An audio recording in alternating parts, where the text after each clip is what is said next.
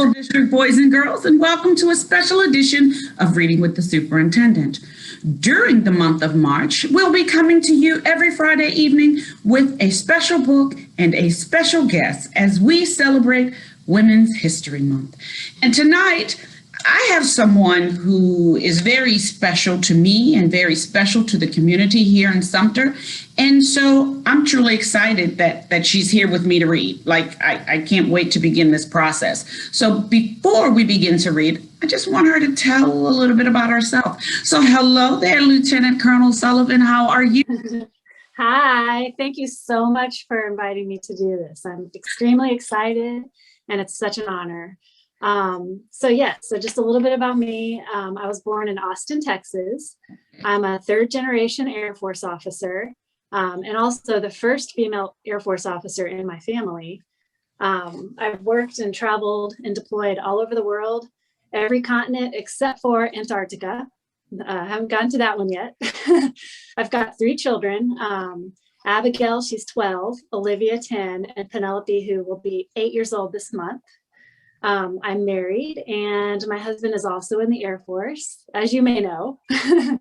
And I love fitness and adventure and I like reading books. Well, aside from you just being what most of our young ladies aspire to be, I just think that, you sharing your experiences and your expertise with our viewers, I commend you for that. I also commend you for serving in multiple roles as a wife, as a mother, and as one who is in our Air Force. So thank you. And there's another tidbit of information that no one has ever told me. I had no idea you had a Penelope at home too. I do. Yeah. It's a great name. We Penelopes are very special people. That's right. I would agree. We are very special people. So when I tell my mom I know another Penelope, she'll be excited. So tonight we're going to read this special book. Why don't you tell them what we're going to read this evening? We are going to read May Among the Stars, written by Rhoda Ahmed and illustrated by Stasia Burrington. And so before we read, there's a little call and response thing I do with them to make sure I have their attention. And it goes like this. 1, 2, 3, all eyes on me. And they respond. 1, 2, all eyes on you. Now we begin. I'm ready, Lieutenant Colonel. Ready? Okay. Little May was a dreamer. They say daydreamers never succeed, but little May was different. So are you a dreamer? I am a dreamer. I have a very wide imagination. So okay. I'm a fan of the daydreamers. Yeah, I'm a daydreamer as well, especially when I have goals that I put in place and I just dream about them and how to accomplish them successfully. That's right. You got to use your imagination. Absolutely. Sky's the limit. Absolutely. So one day, May was working on an assignment for school about what she wanted to be when she grew up. What will you tell them, May? I will tell them I want to see Earth. Now that's big. She wants to see Earth. That is big. I know of a May who's seen the Earth. I'm wondering if this is who we're talking about, but let's continue to read to find out. Got it. This is Earth, May, her mother said. The flowers, the grass, the forest, and the mountains, we live on Earth. I know, but I want to see Earth from out there. That's an amazing plan, little May. Then you have to become an astronaut. That way you can see Earth from space. Astronaut, do you think I could do that? So let me ask you a question, Lieutenant Colonel. Have you ever seen Earth? I have seen Earth. Every time I look around, I see Earth.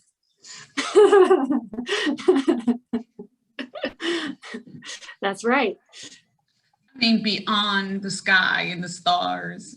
I have not been to outer space. However, I am a big fan of watching the launches and seeing all the developments that we're making in the space domain. And we even got a new Space Force. So we've got people who are working every day to protect our space and be good stewards of space and, maybe explore and see more things. So it's exciting. It's an exciting time. Yeah, that's what I meant when I said, have you seen Earth? But that was Well, I was thinking like May. of course you can. If you can dream it, if you believe it and work hard for it, anything is possible.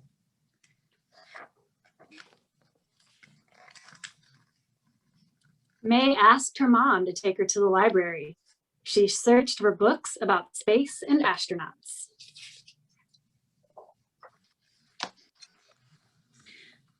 I think we have changed the way in which we do research as a result of the pandemic, but I'm sure kids have access to their libraries when they go to school and they can look online for information. So I would encourage them to continue to search to support their goals. That's right, I would agree. You can do a lot of learning online and you can always order books and read books online. So lots of opportunities out there. Absolutely.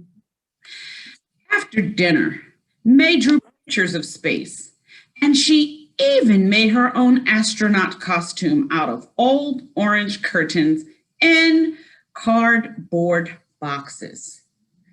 That's really using her imagination. That's It is her imagination. very creative.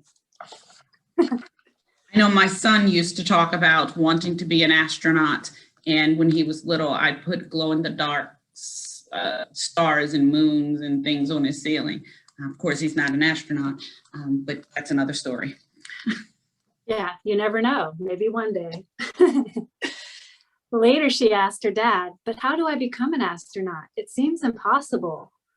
"You will find your way, May, because if you dream it, believe in it, and work hard for it, anything is possible." Now, let me ask you a question, Lieutenant Colonel.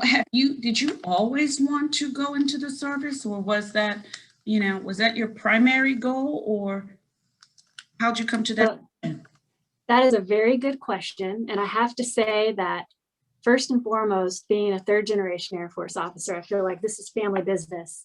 It runs in my family. I'm doing what my dad did and what my grandfather did.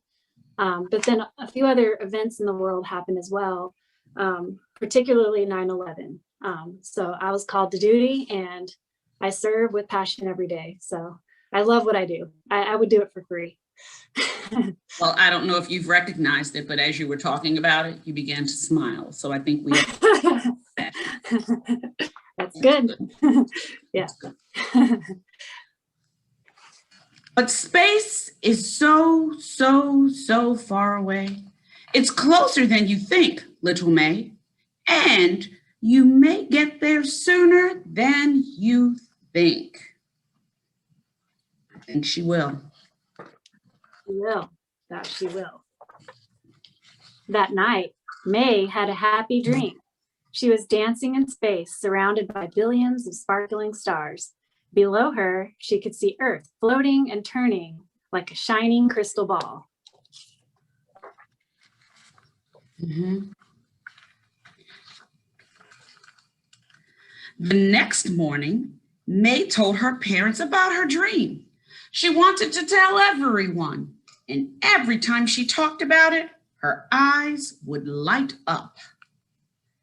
Her eyes are lighting up just like your eyes lit up and your smile lit up the room about your passion. Thank you.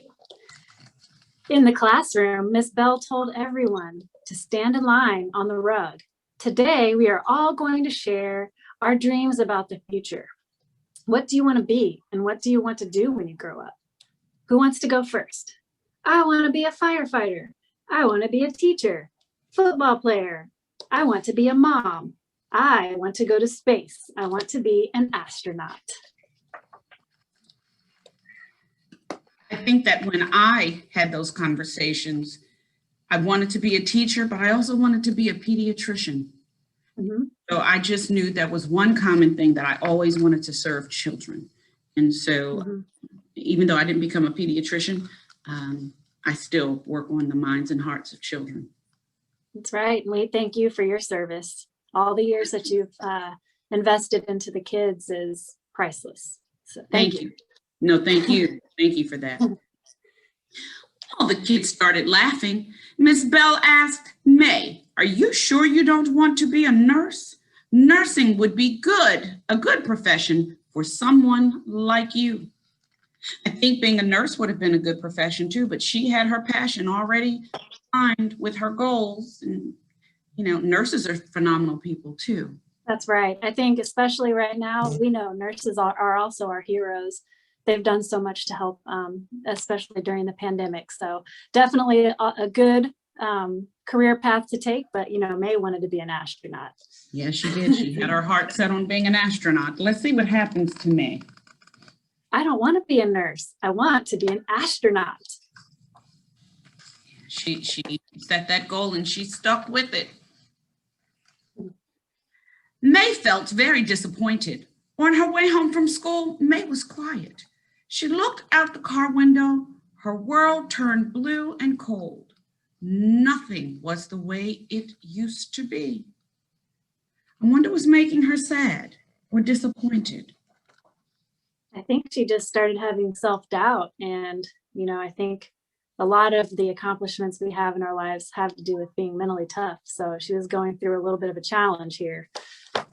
Absolutely. So at home, May started crying. Miss Bell said I can't become an astronaut. What a silly thing to say, said her mother. She told me I should be a nurse instead, said May. Her mom wiped away her tears. My dear May, I hope you didn't believe her. Of course I believed her. She's my teacher. I'm sorry Miss Bell didn't encourage you, but she can't stop you. No one can stop you.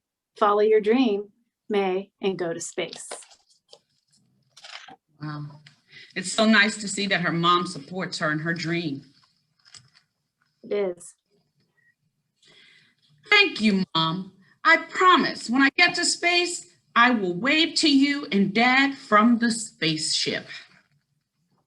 This is foreshadowing.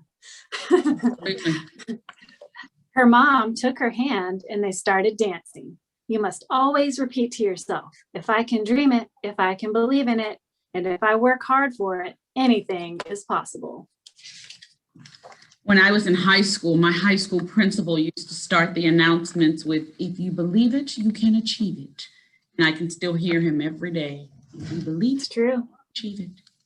You can believe it. If you can imagine it and you work hard, you definitely can achieve it. I do believe that. May went on dreaming, believing, and working really hard. And guess what? She went to space and waved to her mom and dad on Earth. That's powerful. So, It is. Colonel, why don't you go ahead and read the narrative about the young lady that we spoke about on that last. Certainly. Okay, so Dr. May Jemison. May Carol Jemison was born October 17th, 1956 in Decatur, Alabama. May always loved science. She loved being outside and looked up at the stars, knowing that one day she would travel to space. May is highly educated. She graduated from Morgan Park High School in 1973, and at the incredible age of 16, she enrolled at Stanford University, earning a Bachelor of Science degree in chemical engineering in 1977. After May got her MD in 1981 from Cornell Medical College, she briefly worked as a general practitioner before leaving to work with the Peace Corps as a medical officer in Liberia and Sierra Leone. When she returned home, May decided to follow her childhood dreams of going to space, and she accomplished many firsts. She applied to NASA's astronaut training program, and on June 4th, 1987, was accepted. She became the first African-American female astronaut. On September 12th, 1992, May's dream finally came true when she traveled to space on the shuttle Endeavour, mission STS-47. It was then that May officially became the first African-American woman in space. May left NASA in 1993 and became the first real astronaut to act in an episode of Star Trek, The Next Generation. Today, she heads the Jemison Group and the Dorothy Jemison Foundation for Excellence. May speaks fluent Russian, Japanese, and Swahili. Well, this is a very powerful story for all of our young ladies to read, and even for our young men. What do you think is your takeaway from this book? So my takeaway is that if you reach for the stars, aspire for the impossible, persist with the childlike imagination, you can achieve a dream come true. So just like you mentioned before, if you can believe it, you can achieve it. Absolutely. And so I'm very proud of you. I'm very proud Thank you. of you for the work that you do, again, in all the roles that you fulfill each and every day. And thank you for what you do for our country. I thank you for allowing us to celebrate you through reading for Women's History Month. I believe that other women should empower other women. And so you have my support through and through. And so thank you. Thank you for, again, all that you do. I had a great time reading with you, and let's not be the last time we come together to read. How about that? Yes, that's a deal. It's been such an honor, and I thank you so much for the opportunity, and thank you for your support and all the nice things that you said. This has been fun. Nice and true.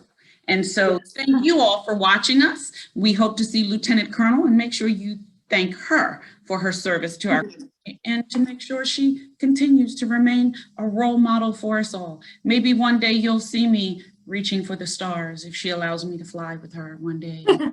Yes. Thank you again, Lieutenant Colonel, and thank you everybody for being with. Thank you so much.